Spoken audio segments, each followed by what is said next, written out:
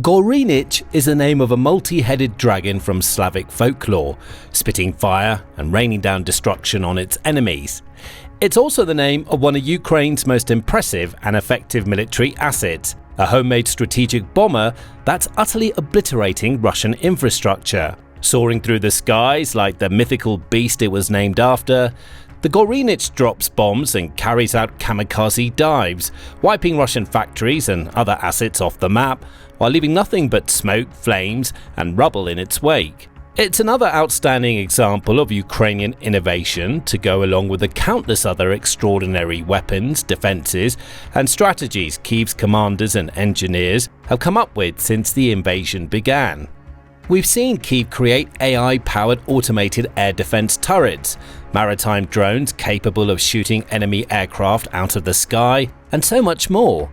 But the Gorynych may very well be the most impressive innovation of them all. So, here's a closer look at what it is and what it's capable of. The Skyranger.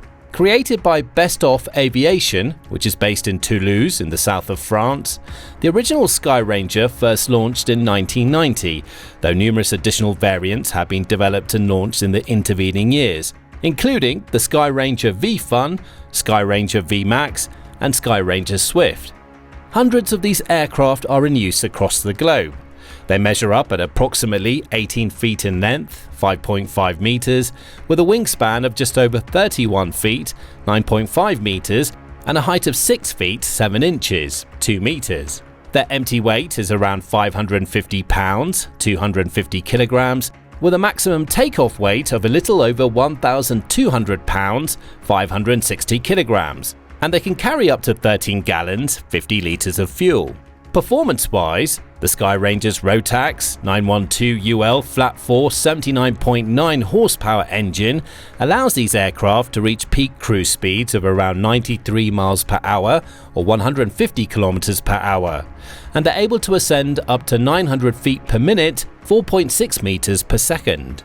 They're sleek and simple ultralight aircraft, popular with beginner pilots and recreational aviation enthusiasts. The team that made them could never have imagined that their planes might someday be used to bomb Russia, dealing literally billions of dollars in damage to the Kremlin's assets and infrastructure. But that's exactly what's happening, and it's all thanks to one man. Also known under the name of Gorynych, this man has refused to reveal his full identity, but shared his extraordinary story with Babel's reporters. Born in western Ukraine, he spent large parts of his childhood moving around, living at times in the far east of the Soviet Union and Kamchatka region, going on to study economics at university before entering the world of business. He was exceptionally successful, owning and operating his own multi-million-dollar company and enjoying a lavish lifestyle. But in the 2020s, his life would take a series of dramatic, unexpected turns. First, the COVID pandemic hit in 2020, bringing Gorynich's business operations to a sudden stop. He decided to make the most of his newfound freedom to learn a new hobby and discovered a passion for aviation, first watching videos on YouTube before setting himself a mission to enroll in aviation school and obtain his private pilot's license. He wasn't alone. Aviation became quite popular far and wide around Ukraine during the pandemic. Almost all of the country's main airports ceased commercial operations, paving the way for smaller aircraft to take flight and trainee pilots to hone their skills.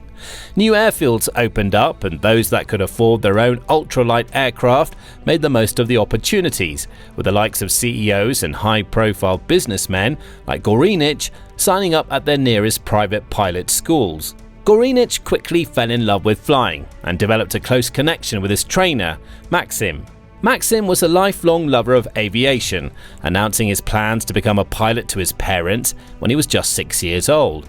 He became obsessive about aircraft, spending hours of his free time on sites like Flight Radar 24, tracking the movements of planes across the Kyiv region and beyond, studying individual aircraft and deepening his knowledge day by day. Once he was of age, he joined the National Aviation University, going on to complete his first solo flight in 2017 and achieving his pilot's license soon after. His instructors were so impressed that they offered him the opportunity to teach other aspiring pilots. He accepted, first becoming an instrument instructor, then a multi-engine instructor. then a night instructor. He helped train hundreds of students, including Gorinich, before being offered an even more exciting opportunity as a Boeing 757 pilot with a newly founded airline, Supernova Airlines. He was supposed to start specialist training in 2022 and foresaw a thrilling career ahead in the field of commercial aviation. Gorinich, too, entered 2022 with hope and optimism. He'd been invited to participate in the government's Great Construction Project to improve infrastructure across the country. Then, Russia invaded, and any hopes or dreams the two men had for the future immediately went up in smoke. Soon after the invasion, Gorinich volunteered to serve in the military, despite having no military training or background. Like so many other citizens from various walks of life, he wanted to play this part in defending his homeland. However, unlike many of his fellow volunteers, Gorinich had multiple close connections within the Ukrainian government, and one of his high-profile acquaintances offered him an opportunity he couldn't refuse: the chance to join up with Ukraine's Special Operations Forces to carry out special sabotage missions in occupied territories. Gorinich quickly contacted his old flight school instructor, Maxim, who agreed to join him. The two underwent training before being deployed to the Donetsk region to work with Avenger unmanned aerial vehicles. These light aircraft-style UAVs had a tactical radius of around 25 miles, 40 kilometers, and could drop bombs weighing up to 8 pounds, 3.5 kilograms on their targets, before heading back to base and using parachutes to land safely on the ground. Given his aviation background, Gorinich quickly saw the potential of weapons like the Avenger to deal massive damage to enemy assets. He accurately predicted that drones would have an important role to play in the war as it progressed, and he was eager to ensure that his side gained some sort of strategic advantage in this rapidly evolving sector. The Avenger was a good start, but Gorinich felt that the concept could be taken much further. He envisioned a next-level Avenger, a bomber that could travel hundreds of miles into enemy territory to carry out precise and destructive deep strike attacks. Not only that, but he also believed he had the skills and experience to bring that bomber to life. In early 2023, he got the chance to prove it. He and Maxim were sent to serve in different military units of the Special Operations Forces. Maxim became an instructor, training new recruits on how to use the Avenger effectively. Gorinich, meanwhile, transferred to a Spec Ops center near Bakhmut and got to work on building a bomber that would change the face of the war forever. First, Gorinich needed a base, some sort of framework he could mold and modify to meet his ends. He settled on the French Skyranger thanks to its impressive tech specs, plus the fact that it was available to purchase in the form of $50,000 DIY kits, making it a significantly cheaper prospect than many other ultralight planes on the market at the time. Next, he needed a team. He sought out adept engineers with the skills and experience needed to refine and retrofit the Skyranger. He knew it wouldn't work with its default design and layout. It needed major changes, including the implementation of an autopilot system that would allow it to take off, carry out aerial maneuvers, and land safely back on solid ground without any actual pilot behind the wheel. It also needed more fuel to go further than before, along with military-grade navigation and communication systems, plus of course, some bombs to drop on enemy targets. In other words, Gorinich and his team needed to turn a recreational aircraft into a deadly weapon. And somehow, they pulled it off. After Gorinich gained access to the army arsenal, he discovered a huge stockpile of Soviet-era OFAB 100-120 aviation bombs, the perfect firepower for his planes. He was also given access to a training ground where he and his team could carry out practice sorties and fine-tune the bomber's design.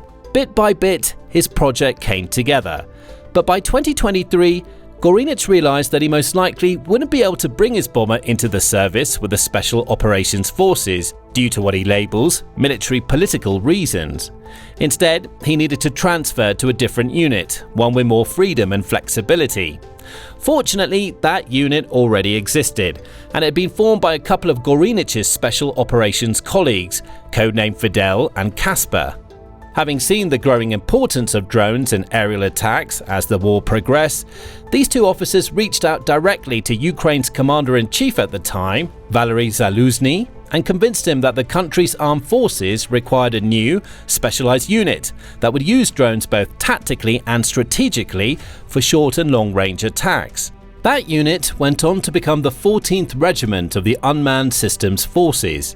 Eventually, representatives from that regiment visited Gorynich's training ground, where he and Maxim and their fellow team members were able to show off their bomber.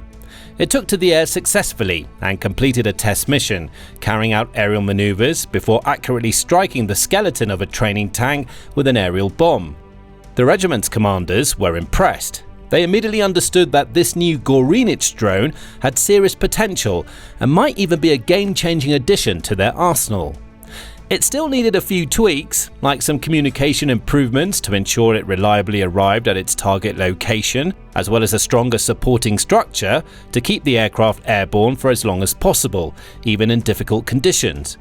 But it didn't take long for those improvements to be made, and soon enough, the Ukrainian armed forces were deploying the Gorinich for real-world combat missions against Russian assets.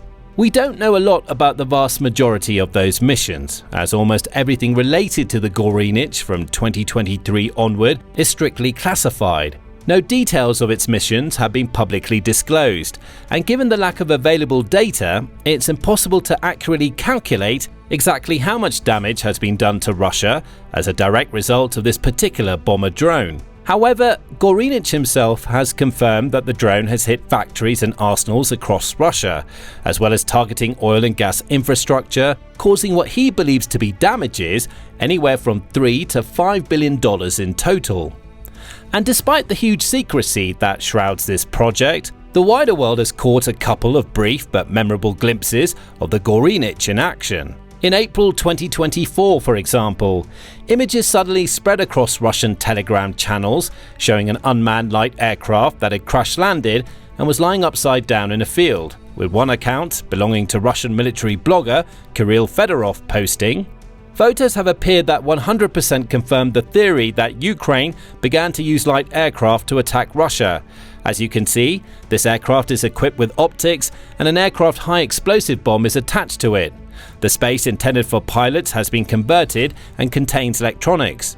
As Fedorov noted, the images showed that the craft had been completely converted from a simple recreational plane into a remotely operated bomber drone, and aviation experts around the world immediately recognized the plane in question. It was a Skyranger. Analysts then closely examined the photos to learn more about it, sharing their theories online and comparing the plane to another light aircraft that had been used in a kamikaze attack in Alabuga only a few weeks prior. But among all the in-depth analysis, one tiny and easily missed detail went unnoticed. There was a sticker attached to the plane's fuselage, displaying the logo of Nikolaevsky Vanyok, a popular Ukrainian blogger. Gorinich himself attaches such stickers to many of the Gorinich bombers his unit sends out to attack Russia as a small gesture of appreciation for Vanyok's work. On October 6, 2025, we got a much better look at what the Gorinich can do when it was used in an attack on the Sverdlov plant in Dzержinsk, situated quite close to Nizhny Novgorod, Russia's sixth largest city. The plant is a critical manufacturing location for industrial explosives. In fact, it's the only facility in all of Russia to produce RDX, which is commonly used in plastic explosives like C4 and HMX, which is a more powerful military explosive, often employed in nuclear weapons and rocket propellants. It also makes transmission charges for the mining industry, perforating charges for oil and gas production, aerial bombs, anti-tank missile warheads, and anti-aircraft missile system warheads too.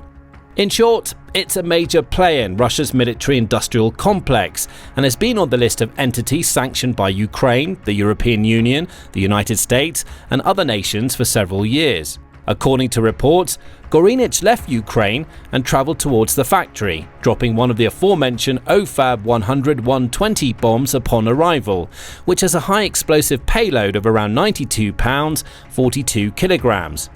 It also reportedly dropped two 120mm mortar shells before carrying out a kamikaze maneuver, detonating a concealed thermobaric device and whatever fuel was left in its tanks, leaving nothing behind for the Russians to analyse and learn from. After that initial impact on October 6, multiple additional Gorinich bombers followed, and footage soon spread across social media channels showing the factory on fire, with flames licking the air and plumes of smoke rising into the night sky. Local residents also reported hearing numerous explosions in and around the facility. And while Nizhny Novgorod Regional Governor Gleb Nikitin confirmed that an attack had taken place, the details depend on which strike we're talking about. In the early hours attack on October 6, Nikitin said that air defences intercepted around 20 drones, with debris causing fires in the nearby residential area and one person injured. But when Zerzinsk was hit again later that same week, Nikitin described a much larger wave. Last night, 30 drones were destroyed by air defense forces in the industrial zone of Zerzinsk. According to preliminary information, there were no casualties. The debris caused damage to several buildings, farm buildings, and cars. In reality, given the significant size of the fire scene at the plant, it's highly likely that more damage was done. But Russian officials are rarely, if ever, willing to acknowledge when their most important assets and infrastructure are wiped out by Ukrainian attacks. And it's important to remember that this is just one example of a Gorinich attack that actually made the news. There have undoubtedly been many more classified cases of these carefully constructed bomber planes carrying out deep strikes on targets far and wide across Russia's vast territories, triggering fires, explosions, and leaving chaos and carnage in their wake. In many cases, the planes most likely don't need to resort to blowing themselves up or nosediving into enemy facilities either. They're perfectly capable of dropping their bombs on enemy targets before turning around and flying back to base, landing smoothly and safely on the ground, all without an actual pilot in the cockpit, as confirmed in Babel's report. That makes these drones dramatically more cost-effective than many other modern weapons in the Ukrainian arsenal. Missiles, for example, can only be fired once and either hit their targets or get intercepted en route. Many drones, too, operate in a kamikaze fashion, hunting down their enemies before ramming right into them, blowing themselves up to deal as much damage as possible. Ukraine therefore has to find the time, money and resources to keep on making these kinds of weapons in large quantities to constantly replace those that are used and lost. The Gorinich is different. It's not only capable of dealing much more explosive damage than a smaller, simpler drone, but it's also entirely reusable, and with each Skyranger kit costing just $50,000 to put together, plus the additional cost of the extra fuel and systems added in by Ukraine's engineers, it's easy to see how a single one of these bomber drones can represent incredible value for money. And even Russia's air defences have proven utterly incapable of bringing these bombers down. Again, as revealed in the Babel report, engineers and pilots have found ways to help the Gorinich travel through satellite signal suppression zones with ease, hiding from all of Russia's major air defense systems like the Pantsir, the Buk and the S-300. Thanks to that, the 14th Regiment can launch their Gorinich drones with confidence and belief that each one will have a strong probability of not only succeeding in its mission and leaving the Russians with more damage to clean up and more bills to pay, but also make it back to base, ready to refuel, reload and roll out all over again. And that's exactly what's happening on a regular basis, in the shadows, under cover of darkness, out of the headlines and news reports. Gorinich bombers and countless other Ukrainian weapons and innovations are giving the Kremlin nightmares, carrying out devastating deep strike attacks on the country's infrastructure. Gorinich himself still attends the bomber launches. He still attaches little stickers onto the body of the planes and watches with pride as his team assembles each one, fuels its tanks, takes it out to the runway, fits the munitions and their detonators and prepares for takeoff. And it's all thanks to his brilliant mind and passion for aviation that this incredible idea came to fruition. Thankfully, Ukraine has plenty of other people just like him, creative, determined problem solvers who continue to unlock opportunities and discover new ways for the country's forces to defend their territory and strike back at their enemy.